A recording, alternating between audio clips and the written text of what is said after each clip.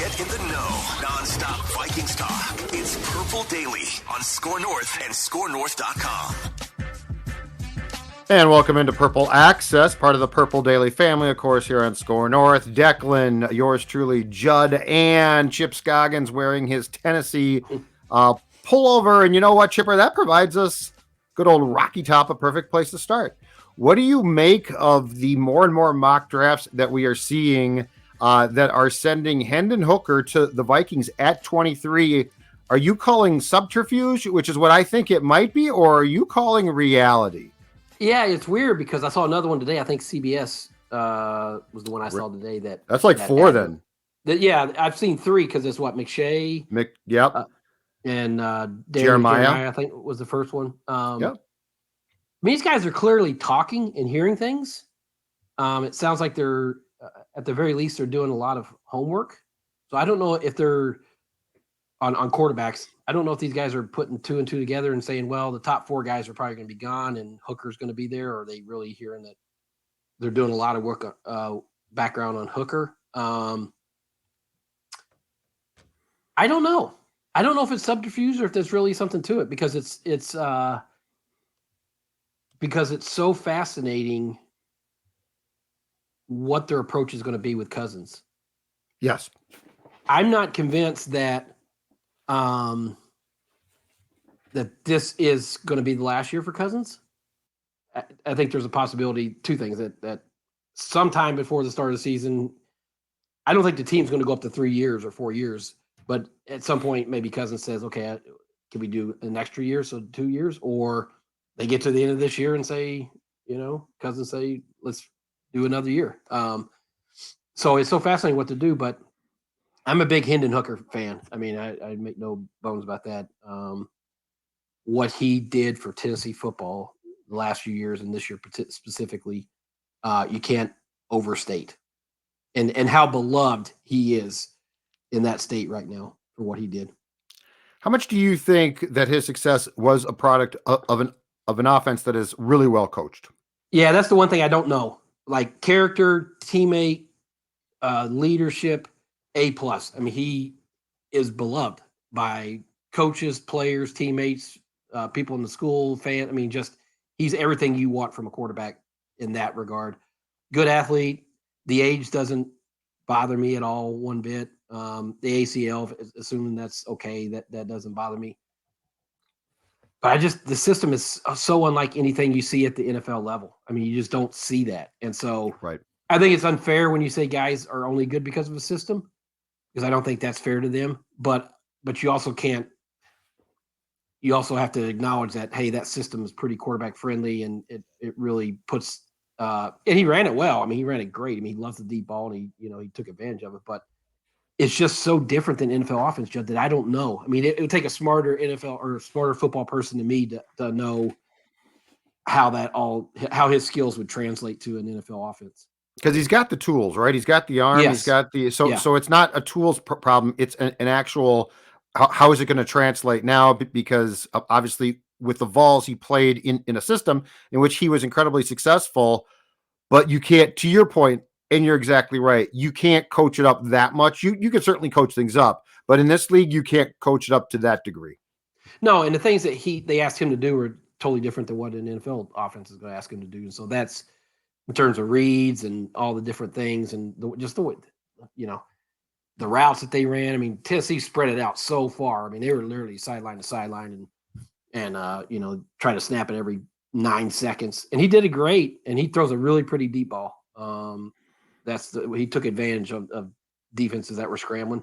So I just don't know how that's the one caution or whatever the word you want to use I have. And again, that's up to the football guys to decide. And they probably, they can't guarantee it, but right. They know better than me what translates and what doesn't.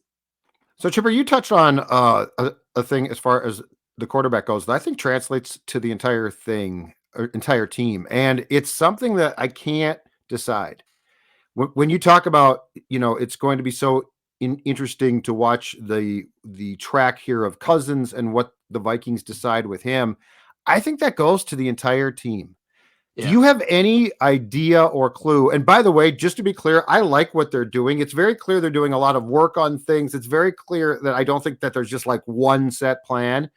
But what's your summarization of what this team is doing and like what it thinks of itself for, let's say, 2023? Because that's the one thing I don't know. Yeah, I mean, just for this year, I mean, I or don't just think for like where they're tracking to. Yeah, I mean, they do not want to go into 3-4 years more with Cousins. I mean, they don't want to lock into that. It's clear. I mean, I think Cousins would sign that today if they, the fact that they appear willing to just say, all right, this is it. We're going to play this year out. Tells me that they are pivoting to a new plan.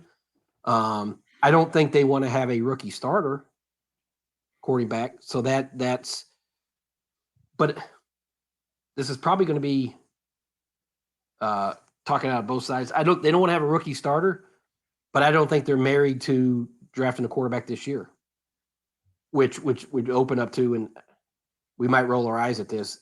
I don't think they'd be opposed to a bridge quarterback, a 2 or 3 year bridge quarterback if they have to draft a quarterback next year. We've been down that path so many times, Judd. Case Keenum got into the NFC Championship, but if you're starting over and turning the page, you want to just start over and turn the page, right? Right. So, absolutely. I don't think they're wedded to having to take a guy this year. But it just feels like, Judd, there's 5 different ways they could go with this. Yes. Including have Cousins play it out this year and then re-sign him again next year to, a 1-year deal or something. Which I wouldn't dismiss. Now, here's my question though. So like, I think you and I think of this in a traditional football executive way, right? Like we've covered teams and while they do some silly things at times, like it's not hard to deduct where the strategy came from. Yeah. Do you think there's a chance here? Because you're dealing with a GM who's got a very different background. It's a Wall Street guy in Quasi. And he certainly thinks differently. Like he trades in the division. He doesn't care about that. Yeah. And O'Connell is a quarterback guy. Do you think we're dealing with a team that might say, because what scared Rick was, Ponder didn't work. I'm in trouble now. Do you think we're dealing with a coaching staff and a GM who might say, we just need to take shots? And like, if we get it right, we're settled on a franchise QB for a extended duration of contract control, which is fantastic. So instead of like a bridge guy, do you think that they would just start to take shots? I'm not saying do things stupid, but I am saying identify guys. Well, I think they, along with everybody else, is enamored with having a cheap quarterback or a quarterback on a rookie deal. That's cheap. I mean, that's gold. That's NFL gold if you can do that. And I think there's that, not just them, but around the league. It's like, man, if you can find that, guy's on a rookie deal for 5 years, you're gonna be able to put all that money somewhere else and really build out a team. And if he's good enough to come in and really help you, get in the playoffs and go deeper, then I think everybody's enticed by that. And so, as much as taking shots, but I think it's just, boy, wouldn't it be nice if you could have a quarterback on a rookie deal? Think about all the other stuff you could do with this massive deal you have coming for Justin Jefferson, and the left tackle is going to need Darisaw is going to need a big tackle or a big contract here soon. Yeah. And so I think that's the allure for him. I also think that in Quasi's case, I don't think he's going to think of the draft like we do, which is, oh my God, I missed on a guy. Like, I mean, a guy from Wall Street is going to see the draft like a trader would. And so like I don't think they're going to perceive the failure of draft picks, which the Wills might disagree with them, but I don't think they're going to perceive it as big of a swing and a miss as people like you and I do. Well, Judd, remember, did you watch the video after the draft last year that they produced and where he's basically telling Mark Wilf, this is what we're going to do. We're going to trade with the Lions. We're going to trade all the way back. And I'm sure Mark Wilf was like, huh? What? We're doing what? I mean, that's what everybody was. But to him, it was like, made total sense because of the analytics, the Wall Street background, whereas the football traditionalists were like, what is he doing? So, I think you're right. I think he's going to be unconventional. And and in the way he approaches it. And I don't think he's going to look at things the same way that we all, have been accustomed to. The Vikings in last year's draft did not make one pick where they were scheduled to. He traded everyone out of every slot, which goes back to that. I mean, and it drove us crazy with, his first pick, like, we were all so tired of Spielman's trading back. Yes. And he does it, but I think his was so unique because he traded within the division and, traded back. And, I think we were all just like, what are you doing here? So no, I don't think he's, I think he looks at the draft at a totally different vantage point than Spielman did or other GMs might. So it'll be interesting to see. As I look at this, Judd, let's take the quarterback position out, which they've got to figure out. I think wide receiver or secondary corner are your two spots that you have to. I know a while back I was saying offensive line, defensive line, you guys bolster that. So I guess I wouldn't be surprised there. But to me, the wide receiver and corners are where you really have to. They still have to get more guys and upgrade the talent there. I think with Byron Murphy Jr. being signed from the Cardinals, I think the needs now, if they stayed at 23, go wide receiver, cornerback, interior defensive line. Defensive line, yeah. But you know what? I think he trades back. They got 5 picks. He's going to want more picks. I don't blame them. I think they trade back. Yeah, because if you look at it, it's like those 3 positions, we're still going to get a good player. I mean, those 3 are, I think, at the top of everyone's, what everybody would say. You're probably still going to get a guy you covet if you trade back, right? And so they need more picks. They need to, build more depth in the roster. So I agree. It wouldn't surprise me at all if he trades back. What's your confidence at going back to cornerback? What's your confidence there now? So it sounds like Murphy Jr. might play outside. He might start outside, but then move inside in the nickel. And Booth will, Evans will get a chance. Booth will get a chance. But yeah, I'm with you. Like, you look at the depth chart, they need bodies. Yeah. They just need bodies there. And here's the thing. It's like, do you trust Booth can stay healthy? Are you worried about 0. Are you worried? Evans had 3 concussions. Is it very worried? You can be optimistic about those guys, but you also have to acknowledge that, okay, there's this other thing that they haven't been available. So Murphy was an absolute must signing, but I don't feel very confident at all with just because of the question marks that they have there. So I think they need another veteran, Judd, and I think they need a high draft pick there. Yeah, so they don't have, as of now, they don't have a second round pick. My guess is he's going to trade back, try to get a second possibly, and take a receiver and a corner. Yeah, because the corner class is pretty stacked. Yeah, and that's just my guess. And if you stayed, at 23, yep, I'm guessing Joey Porter is gone, right? I think so. I don't think if you're looking at wide receiver, Jordan Addison. My guy Jalen Hyatt is a speed burner from Tennessee. I think he'll be there still. So you could stay there and get a high end player. But I agree, if you could trade back and still get a defensive tackle or whatever, and add another pick or two, then I think that's the way you have to go. What buzz have you heard about where John Michael Schmitz from the Gophers is going now? Because they're not going to take him, but I still think that kid's going to be a really good pro. Yeah, I saw one mock draft that had him first rounder, early second. Obviously a top 50 guy. Right. So I haven't seen him in every first round mock draft. I think more of them put him at high second rounder. So, but he's going to be he's going to be a 10-year center in the NFL because he's that. I saw him to the Giants in one mock draft. Did you? Yeah. Yeah, he's going to be a starter from day one. He's going to be a long time. He's a really, really good player, He is, the thing I like about him is he seems like a tough dude as well. Tough. He's very tough. That's what I want. In that interior line, I want guys that that Had some nasty basically to him. just go. Yeah. You know, Hutch was the greatest because he was Yeah. just so nasty on game day. Yeah. I mean, he's obviously, I mean, you know, until they re-signed Bradbury, people were like, he'd be a pick here. But yeah, he's tough and he's really smart, just a great leader. I think, you know, we're talking wide receiver and corner. I think they got to focus on that defensive line too. I mean, Yeah, interior defensive line for sure. And I don't know that they're going to have the money to address it outside the draft. Do you? I mean, because that position is such a premium, you know. Well, speaking of premium, like look at those mock drafts. What are the two positions that jump out? Quarterback, edge rusher. Yep. You know, everybody's trying to get that edge rusher because it's so expensive in free agency. And they've got three, you know, they got three potentially now, right? Hunter, yeah, Zadarius Smith, but I don't know if he's back or not. That's sort of weird. What is going there? And then Davenport. Yeah. I think they're trying to trade Zadarius Smith. Now here's the thing, and we continue to talk about this, and I've seen things pop up here and there, but it's going to become an issue post-draft is Danielle Hunter's contract.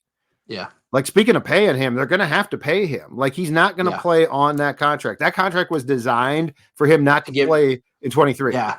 I mean, it was written as such that you're going to have to address it again, you know, this offseason. Yeah, I mean, that's going to have to be addressed. And I assume they're still trying to trade Dalvin Cook. I think so. I mean, it's looking more and more like he's probably gone, in which, you know what, is absolutely fine. And that's probably a draft night thing, I would assume. Yes. And so that'll, you know, him and Zadarius are the two that you really wonder of that group that we talked about going into Raptor season, you know, where these guys can be back. So yeah, but Danielle, I mean, you're gonna have to. I don't know how contentious that one will be. It's been really, really quiet. I feel like by now, previously with Rick here, that the Hunter thing became an issue much quicker. But yeah, I might be wrong. But it definitely became an issue, and so far it is not. Yeah, but think about how weird the conversation is because. You know, previously he's coming off 2 injuries where he missed a lot of time. So you're like, okay, but he was on this historic arc, you know. Then he plays in a system where I don't know if he was a bad fit for it or just never felt comfortable with what they're asking him, but he wasn't the same until late in the season. It didn't feature him. That's what I would say. Yeah. Because he still had a good year. Yeah. Like analytics wise. Yeah. He had a good year. But it wasn't the impact that you thought or that they were used to. Yes. Injuries, right? And so that's where, you know, maybe he comes back and maybe that's, you know, he tells him that. It's like, hey, you know, I was used in the wrong fashion or whatever. So, but I don't, you know, I don't know what the market is for him or what that contract's going to look like, but I think he's definitely a guy that you want because I still think used properly, feature like you said, he's a game changer. Yes. And the good thing I thought in 22 was that he showed that he was back. Like he didn't, you know, health-wise. Z slowed down. He got the knee problem. He had 1 sack in the last X amount of games, a long stretch of games. Yes. Yeah. Danielle, I thought health-wise looked really pretty damn good. Yeah. I mean, that's the thing is like, you saw it at the end of the last, you know, second half of that season. You're like, okay, this is what Danielle, you know, you see that burst and that speed off the edge. So, yeah, they still have a lot of, you know, this roster still needs a lot of construction. Yeah, it does. Needs a lot of, you know, that's intriguing. They did the, you know, the obvious ones or the high profile ones, but they still, I mean, they have some, you know, some positions that need clear work right now. But that comes back to my question. What are their intentions? Like they're not just caught by surprise right now. Like, oh my God, we forgot to get a cornerback, you know? Yeah. Like this strikes me as the people that run the franchise now are very deliberate. And so like there's a plan here and there's a thought process. And to what you just said, the roster still having to get so much more depth and help. I wonder if the plan is, hey, you know what? 23, we might take a step back a little bit because they're not going to rebuild. Like there's no reason to. But yeah, a reset in 23, and you could still win some games, but then 24, it starts to take off potentially with a different quarterback.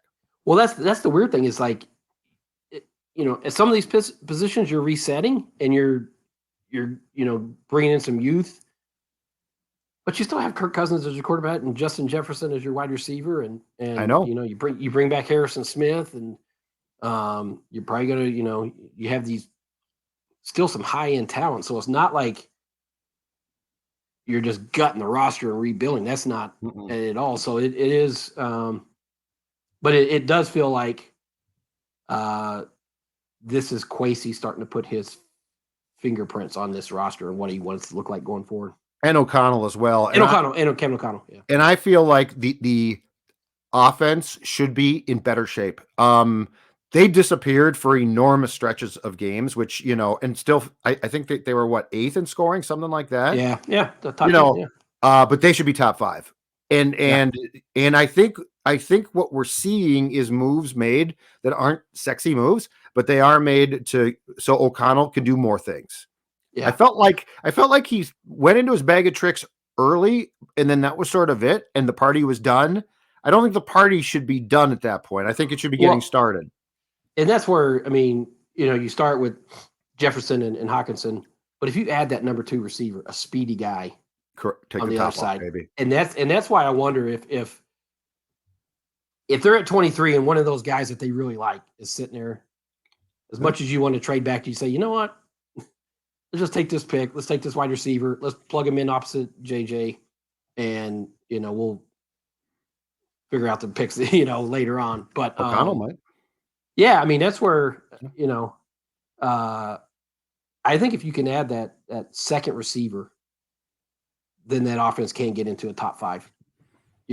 And you have a full year with Hawkinson and not just throwing him in midstream. So, I don't. The offensive line's going to be fine, I think. We know Bradbury. We know, it's not a great offensive line, but it's better than what it has been.